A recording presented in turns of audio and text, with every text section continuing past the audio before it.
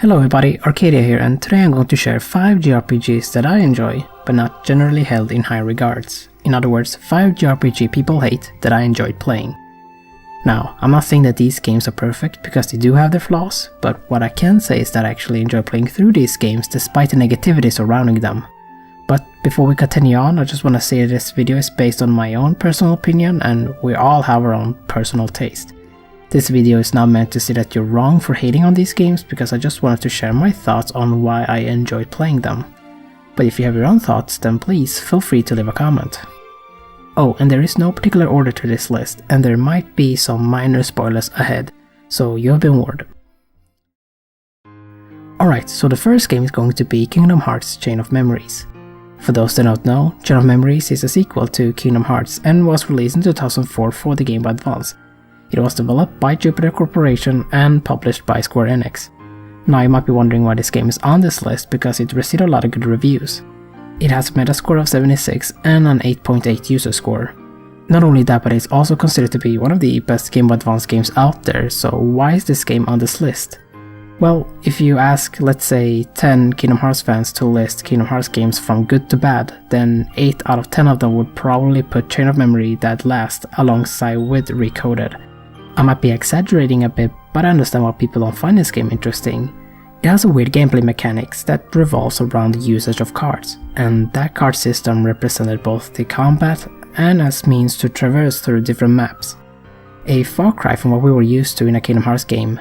Gone was the action RPG that we were used to in the first game, as we had to collect cards, build decks, and form strategies. Some people, like myself, enjoyed Chain of Memory, while there were plenty of other people who saw the game as a chore just to get through the main story. I personally love this game. I've replayed it multiple times on my Game Boy Advance, and I consider Chain of Memories to be high up on my Kingdom Hearts list. But it does have its flaws, and one of them is the fact that you can repeat 1 or 2 strategies throughout the entire game. But it has a solid story, it's also quite dark, and it bridges the gap between Kingdom Hearts 1 and 2 in a very good way. I always get flack from my friends for having this game so high up on my Kingdom Hearts list, and that is one of the reasons why I bring this game up. I know it's not the most hated game out there, but I thought it might be interesting to bring it up. The second game on this list is going to be Star Ocean: The Last Hope, developed by Jrpgs. For some reason, I always think about battle system whenever I hear Jrpgs, and I don't know why, but it feels like they've always had awesome battle systems for their RPGs. Games like Star Ocean, Valkyrie Profile, Resonance Fate, they've all had awesome battle systems, and Star Ocean: The Last Hope is one of them. Now you might be wondering why this game is on this list and if the gameplay is so good. Well, let's just say that the story and the characters are mediocre at best, and that is one of the reasons why this game is not liked by many. I have to agree that the story might not be the greatest, but there is something about this game that keeps me returning back. Especially now when there is a remastered version. And a lot of it has to do with the sci-fi genre and the gameplay itself. I love going through dungeons, exploring planets, doing side quests, grinding, and especially the battle system.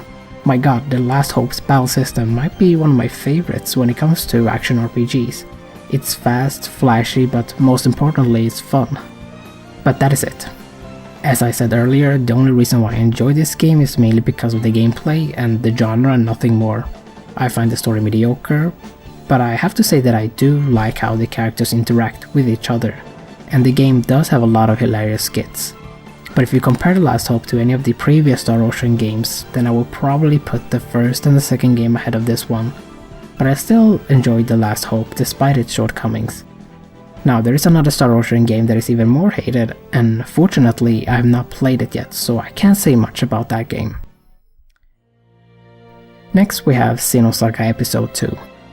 For those that don't know, I love the Xenosaga trilogy, especially the third game, but there is one game that is not as beloved by fans, and that is Xenosaga Episode 2. Now here's the thing, I found this game very interesting.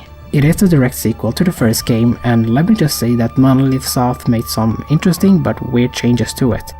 One of the changes was the redesign of the returning cast of characters. Some were minor changes, while others received some drastic reworks. And let me just say that I wasn't a big fan of those changes. Especially the redesign of Cosmos, which is probably my least favorite design of that character. But the biggest changes of them all has to be the gameplay and particularly the battle system. They went from a somewhat straightforward turn-based battle system in episode 1 to an overly complex battle system in episode 2, and I believe that is one of the reasons why people had a disdain for this game. I remember going into episode 2 thinking that it's going to be bad after listening to the complaints about the battle system, but for some reason I got addicted to it. I wanted to learn more and understand the complexity of the battle system. I don't know how to explain the battle system in a good way other than the fact that it revolves around you stacking buffs, breaking enemy defenses with the right sequence of combos, and then doing air or grounded attacks for damage multiplier. I might be exaggerating a bit, but that is a very simple way of explaining it because there's a lot to it. You had to, for instance, think 2 or 3 turns ahead of your enemies in order to succeed, and for some reason I found that enjoyable. But everybody wasn't as fascinated like I was for the combat system, and it's understandable. To many it felt unnecessarily complex, and I have to agree, a simple encounter felt like an eternity, despite being the shortest game in the trilogy, clocking in at around 20 plus hours. It's definitely a game which many don't like that I enjoyed, and that is why this game is on this list. Next on the list we have Rise Fantasia for the Nintendo Wii. Now this game is quite unknown to many people, and I personally feel that this game is a hidden gem for the Nintendo Wii. It's not the most hated game out there because there are some people who love it, including myself, but it received some negativity. I remember avoiding it for years because of the negative reviews, and a lot of it stemmed from the first 10 hours of the game. Now you might be wondering what's so special about it. Well, let me just say that the first 5 to 10 hours might be one of the most generic starts of any Jrpg. But what is even worse is the English voiceover. It might be one of the worst voice acting I've ever heard in a Jrpg. Just listen to this. Strange. It's sunny but it's raining. The devil must be beating his wife. Who? Beating his what? You don't know that expression? No. But I like it. It sounds interesting. Fortunately you can turn off voice sounds, which I recommend. But trust me when I say this, the game gets better after those 10 hours, and it's mainly thanks to a major plot twist, which I won't spoil. Besides that, the gameplay is actually really good. The battle system is fun and quite unique. It's also non-linear with an overworld map, which means that you can explore towns, dungeons, just like any classic Jrpg. What I like about this game is the fact that it feels like a Tales of game with Final Fantasy sprinkled onto it. We have characters that are very anime inspired with skits similar to a Tales of game, combine that with a turn-based gameplay and you get Rise Fantasia. If you haven't tried it yet then please do because it's really good. And last but not least we have Final Fantasy X-2. Now here's a game I would like to call a guilty pleasure. For those that don't know, Final Fantasy X-2 is a sequel to Final Fantasy X and it follows the main character Yuna and her friends Riku and Pain as Sphere Hunters. Many of you guys might see this game as one of the worst Final Fantasy game out there, let alone one of the worst Jrpg. I personally think that this is a bad sequel to an amazing game, especially when it comes to the story. Not only that, but the overall tone was very different from Final Fantasy X. It went from a somber and serious tone in the first game to a more playful and upbeat tone and lots of fan service. Don't get me wrong though, it does get a bit serious throughout the game, but mostly it has a completely different tone from the first game. Many of you might compare this game to Charlie's Angels and I can totally see why. The fact that it went 180 on Final Fantasy X might be one of the biggest reasons why so many people are hating on it.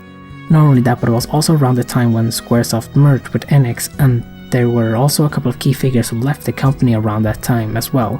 But despite all of that, I somehow enjoyed the game, and a lot of it again had to do with the gameplay.